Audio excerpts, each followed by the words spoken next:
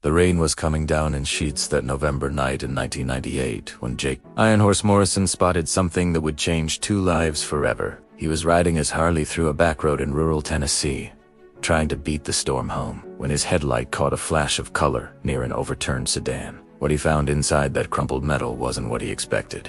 It was a terrified 6-year-old boy, still strapped in his car seat, crying for parents who would never answer again. Jake pulled that kid from the wreckage, just minutes before the whole thing went up in flames.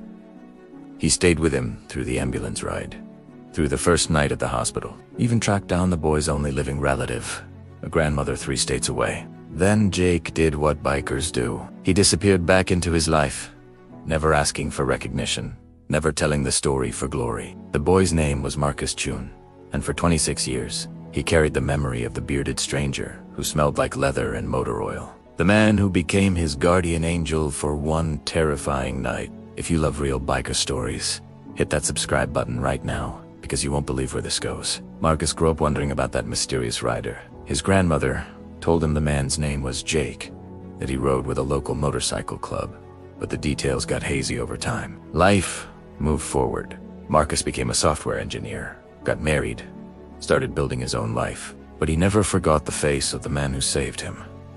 Never stopped feeling like he owed a debt that could never be repaid. Fast forward to March 2024.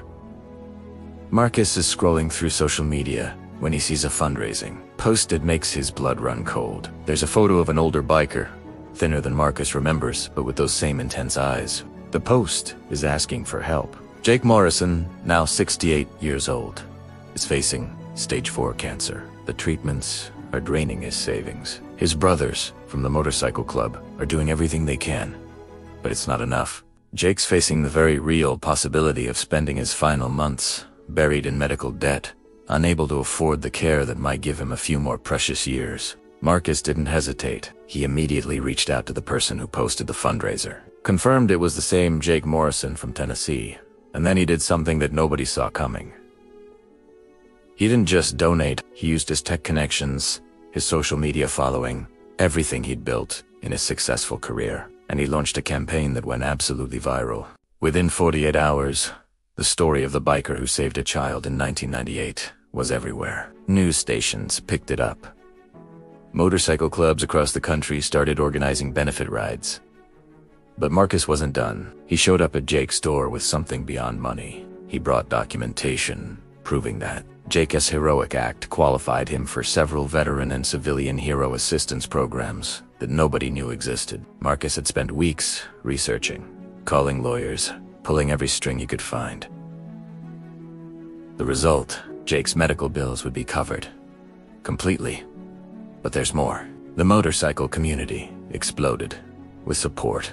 Riders from 47 states organized a massive tribute ride to Jake's hometown. Over 15,000 bikers showed up that May morning, their engines thundering like rolling thunder, all there to honor one man who never asked for anything in return. Jake, weak from treatment but grinning from ear to ear, stood on his porch and watched an ocean of chrome and leather roll past his house. Marcus stood right beside him, finally able to look his savior in the eye and say the words he'd been holding for 26 years.